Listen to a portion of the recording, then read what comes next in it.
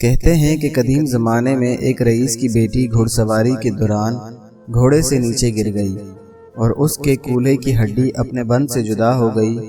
لڑکی کے باپ نے بہت سے حکیموں سے علاج کروانے کی کوشش کی کہ ہڈی کو واپس اپنی جگہ پر بٹھائیں، مگر مصیبت یہ تھی کہ لڑکی کسی حکیم کو اپنا جسم چھونے کی اجازت نہیں دیتی تھی۔ باپ نے بہت اصرار کیا کہ شریعت نے مجبوری میں اور علاج کے سلسلے میں اس کی اجازت دی ہے، لیکن بیٹی کسی طرح راضی نہیں ہو رہی تھی اور دن بدن کمزور ہوتی جا رہی تھی۔ آخر لوگوں نے مشورہ دیا کہ شہر سے باہر ایک بہت خاصق حکیم رہتے ہیں، ان سے مشورہ کر لیں۔ وہ شخص حکیم صاحب کے پاس گئے اور اپنا مسئلہ بیان کیا تو حکیم صاحب نے کہا کہ ایک شرط پر میں آپ کی بیٹی کا کولہا ہاتھ لگائے بغیر واپس بٹھا سکتا ہوں۔ وہ شخص کہنے لگا کہ جو بھی شرط ہو وہ قبول کرنے پر آمادہ ہے۔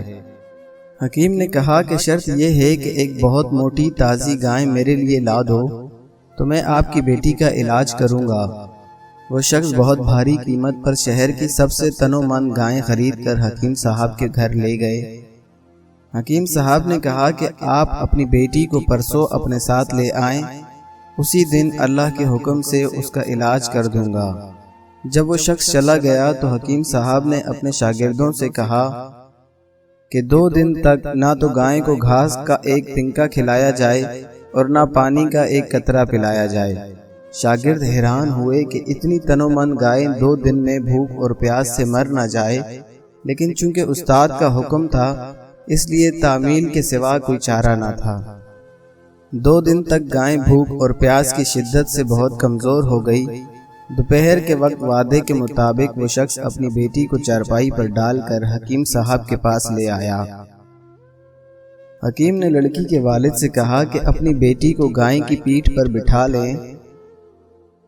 سب بہت حیران ہوئے، لیکن حکم ماننے کے علاوہ اور کوئی راستہ نہ تھا۔ لڑکی کو گائے کی پیٹھ پر بٹھا دیا گیا۔ اب حکیم صاحب نے اپنے شاگردوں سے کہا کہ لڑکی کے دونوں پاؤں گائے کے پیٹ کے گرد رسی سے باندھ دیں۔ یہ کام ہونے کے بعد حکیم صاحب نے شاگردوں سے کہا کہ اب گائے کے سامنے گھاس اور دوسری خوراک ڈال دو۔ گائے 2 دن کی بھوکی پیاسی تھی، جلدی جلدی کھانے لگی۔ حکیم صاحب نے اس کے سامنے پانی کی بڑی سی بالٹی میں بہت سا نمک ڈال کر رکھ دیا اور گائے تیزی سے پانی پینے لگی۔ پانی میں نمک کی آمیزش نے پیاس کی شدت اور بڑھا دی تو گائے نے ایک ساتھ بہت سا پانی پی لیا۔ گھاس اور پانی نے گائے کا پیٹ پھلانا شروع کر دیا اور لڑکی کی ٹانگوں پر دباؤ اتنا بڑا کہ وہ چیخنے لگ گئی۔ اچانک کھڑاک کی آواز آئی اور لڑکی شدت درد سے بے ہوش ہو گئی۔ حکیم صاحب نے لڑکی کو گائے سے اتروا کر اس کے والد سے کہا کہ آپ کی بیٹی کے کولہے کی ہڈی اپنی جگہ پر واپس بیٹھ گئی ہے اور یہ گائے آج سے میری ہے۔ یہ کوئی اور نہیں، حکیم بو علی سینا تھے، جن کا نام بعد میں 4 دانگ عالم میں مشہور ہو گیا۔